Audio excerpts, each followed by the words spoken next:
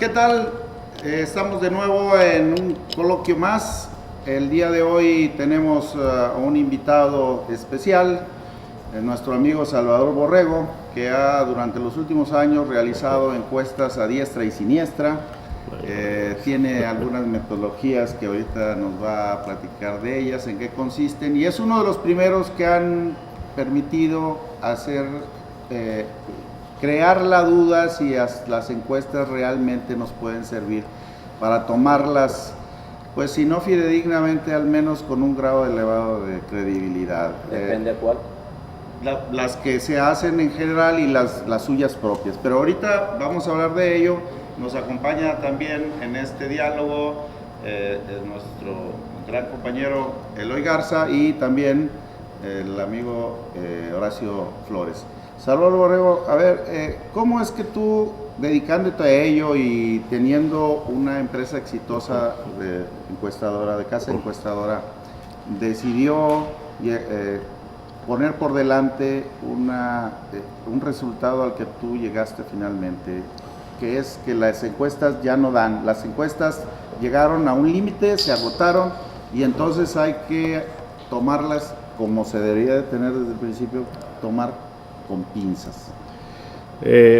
Bueno, la pregunta tiene que ver con un cuestionamiento que hemos hecho desde hace algunos años a las encuestas, y justo es decir, previo a la respuesta directa a la pregunta, que la encuesta como concepto tiene un lugar aparte. De acuerdo a Vincent Price, lo que resulta de una encuesta, la definición de opinión pública. Entonces, no estamos desacreditando la encuesta de manera absoluta, pero sí estamos cuestionando su capacidad para darle seguimiento a un proceso que se ha tornado cada vez más dinámico. Y entonces, cuando nosotros pretendemos asomarnos a un resultado electoral con base al resultado de una encuesta, nos encontramos con un problema que no teníamos hace 20 años, que es el de las redes sociales, el de la internet, el de los teléfonos celulares, que han permitido... ¿Son otras maneras de medir la opinión pública? No, pero fundamentalmente lo que me refiero es a que eso ha permitido que la gente se comunique entre sí y permite, en consecuencia, que la opinión pública se pueda modificar a una velocidad que antes no teníamos. Entonces, hoy sale una encuesta, me puede decir incluso con toda precisión lo que está sucediendo en este momento. Al día siguiente entregamos el reporte y ya es una encuesta mentirosa, porque ya al día siguiente la opinión pública perfectamente pudo haberse modificado. Ahora, ¿qué opinas de que el Internet ahora se convierte o algunos medios o redes sociales se conviertan en fuente de encuestas? Por ejemplo, la que está haciendo ahora mismo el Tecnológico de Monterrey para medir las tendencias electorales para candidatos a gobernador de usuarios de Facebook. Okay. ¿No crees que esto está muy sesgado? Bueno, va a dar un resultado que tiene que ver con los usuarios de Facebook, en la medida en que la respuesta no sea a voluntad, que ese es el gran problema. En los dos casos no tenemos para nada un referente que tenga que ver con la elección. Sí, es una especie de fantasía. El problema ¿Cómo avalas esa encuesta? Bueno, es que no tiene sentido. No la avalas. No hace sentido porque no representan, porque no es una muestra que se obtenga de la población, ¿sí?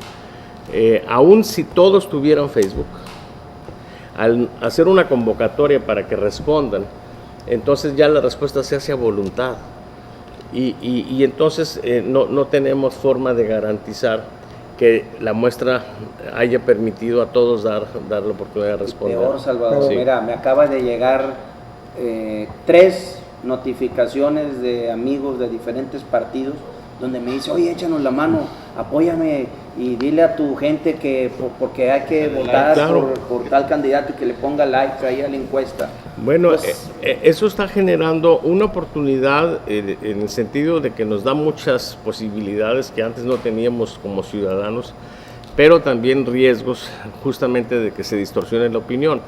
En Argentina hay una campaña publicitaria para advertir contra eso, que termina diciendo que no te enredes la red, porque porcentajes muy pequeños de la población en el contexto actual pueden insistir en las redes y dar la impresión de que su opinión es la opinión generalizada y llevar a los pueblos a decisiones que no tienen nada que ver con lo que mayoritariamente desean. Pero no estás en contra del hacker activismo, el usuario ciudadano que utiliza las redes para perseguir la consecución de una No, esa es otra cosa. obrera. No, esa es una manera que tenemos de expresión, como tantas que se han abierto a raíz de la internet, ¿sí?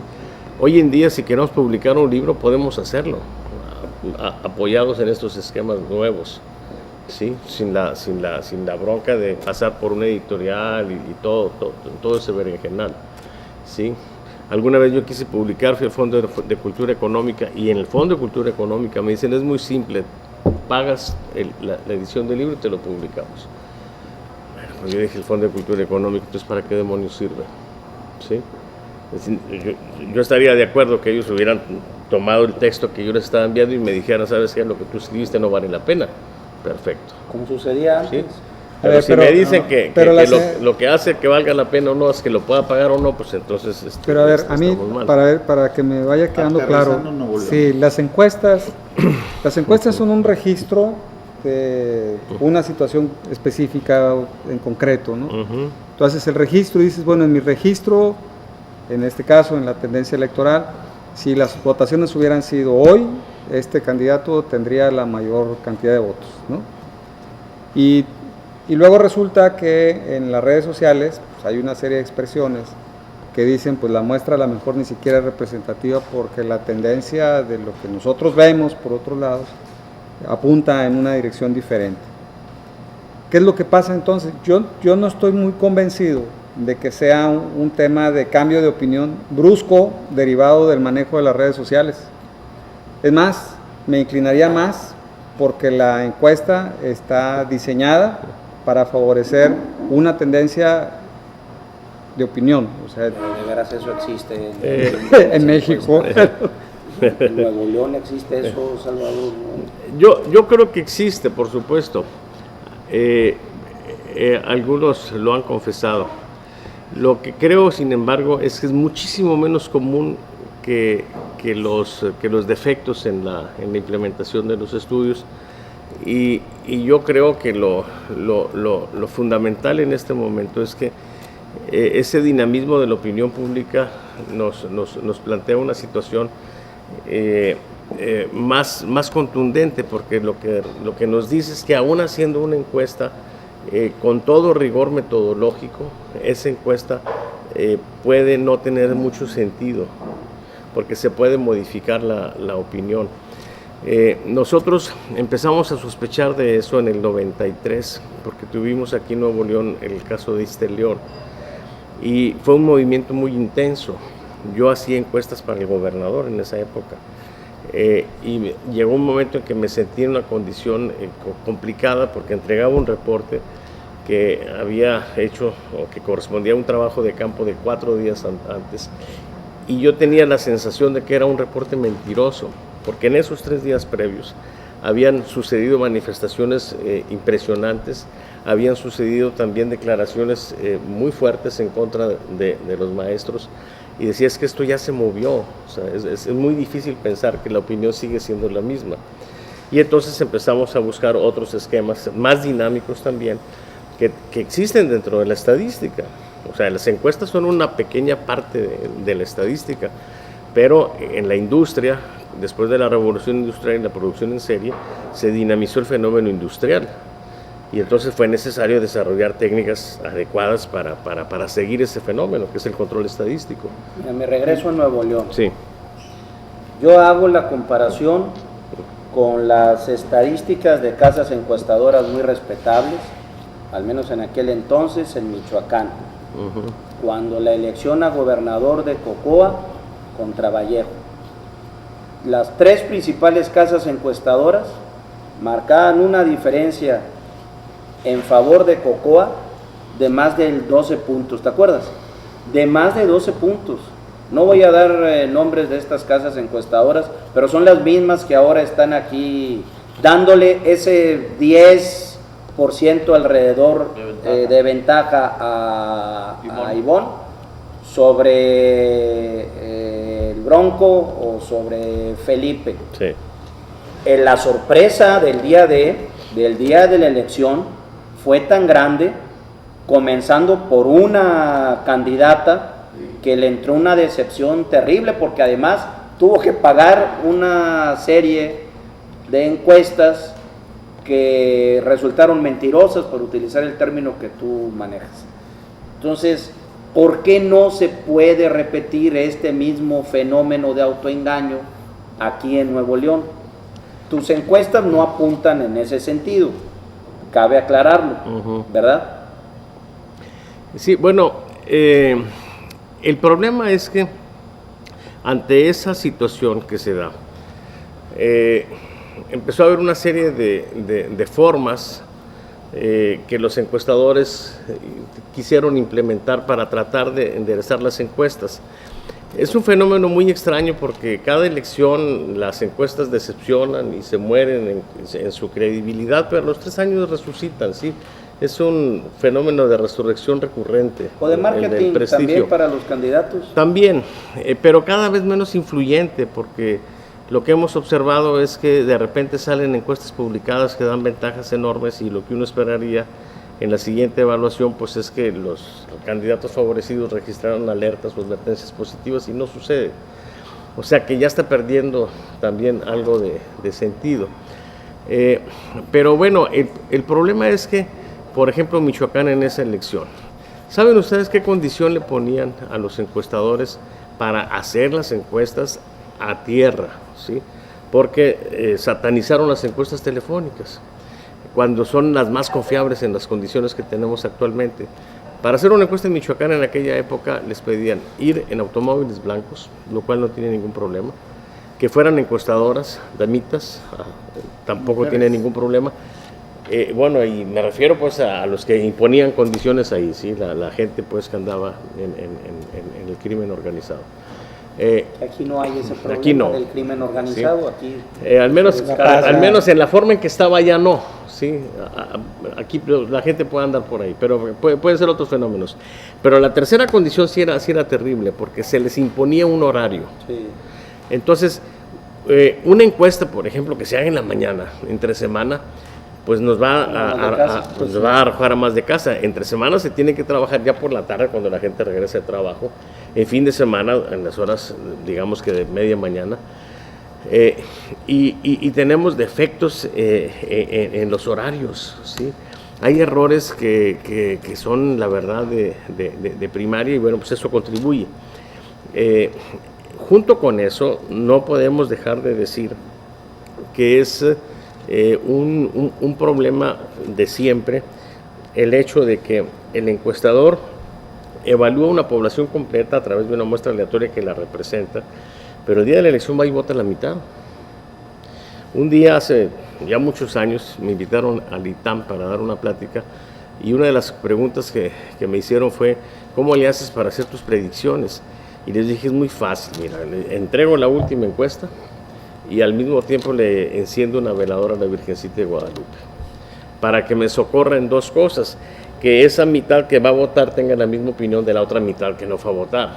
Yo estudié todos y van la mitad, ¿sí? Y segundo, pues para que cuando yo les pregunté, que fue una semana antes de la elección, a cuando ellos fueron a elegir, que no hayan cambiado de opinión, en la parte más intensa de la campaña, cuando se reservan los golpes más duros de guerra sucia, etcétera. Eso no tiene nada que ver con lo que yo hago. La Virgencita de Guadalupe sí puede hacer esas cosas. Pero al margen de la Virgen de Guadalupe, que Dios la tenga en su gloria, ¿por qué no las herramientas que tú utilizas prevengan que solamente van a ir la mitad de los encuestados y eso ya hace que te cambie el resultado de la encuesta y lo hace más cercano al resultado final. No, porque no tenemos forma de saber quiénes sí y quiénes no irán. Ese es un tema muy interesante. Y de eso no puedes hacer una encuesta. Sí podemos hacer una encuesta, pero ya sabemos que nos van a mentir porque estaríamos preguntando algo que tiene que ver con el deber ser, ¿sí? Si nosotros le preguntamos a la gente, ¿piensa usted ir a votar? Claro, el 90 y tantos por ciento nos va a decir que sí. Como ciudadano. Claro. Igual si preguntamos si pagan los impuestos, igual si preguntamos si le es infiel a su pareja, o sea, etcétera. Dice Deming, hay información desconocida y también desconocible. O sea, las encuestas tienen límites. Lo más grave en el contexto cultural es o darle más importancia de la que realmente tienen los instrumentos científicos o darle menos importancia de la que tienen. O sea, justamente saber qué podemos esperar de algo. Ese es Pero el entonces punto. es de esperarse, por ejemplo, que en las campañas electorales se manejen dos tipos de encuestas. Las encuestas que te sirven para apretar en aquellos lugares donde andas flojo, que son encuestas que tendrían que ser un fiel reflejo de la realidad, y las que das a conocer al público, ¿no? Las que les dices, mira, aquí en esta encuesta yo voy muy bien, y entonces el problema está en que las casas encuestadoras se pudieran prestar para ese tipo de cosas, ¿no? Para darte los resultados que tú quieres que te den. Yo creo que siempre será un riesgo grande para una casa encuestadora prestarse a eso. Hay encuestadores nacionales que han recibido huevazos, ustedes lo saben, podemos omitir el nombre si quieren, que han sido cuestionados severamente en el ámbito académico, ¿sí? En los medios de comunicación. La mortandad de compañías encuestadoras es terrible. ¿Qué opinas de los propios? Sí. Bueno, no digamos nombres, pero ¿qué opinas tú de los propios medios de comunicación convirtiéndose en casas encuestadoras? Porque una cosa es que tú contrates como medio de comunicación a una casa encuestadora con reconocida solvencia ética, y otra cosa es que tú lo estés haciendo y al mismo tiempo estés apareciendo como anunciante o promotor de un candidato en lo particular, que casualmente es el mismo que tienes tú arriba en el resultado de las encuestas. Bueno, evidentemente los medios pues, dejan mucho que desear. Imagínense, hay un medio, el más importante aquí, que presenta siempre dos resultados. Yo no me refería al norte, pero bueno, está bien. Okay. Pero hay una cosa bien chistosa, nos presentan la opinión que tiene la población general y la opinión que tienen unos líderes. Siempre son discordantes. Luego entonces, no son líderes, sino Pues la gente tendría una opinión tendría similar que a ser la de ellos. correspondiente, ¿no? Claro. O sea, son líderes espurios. Pues, ¿sí? Hay un relevo, digamos que hay un relevo de liderazgos, pero bueno, estamos charlando con Salvador Borrego, hablando del fenómeno de las encuestas. Hacemos una pausa y regresamos con ustedes.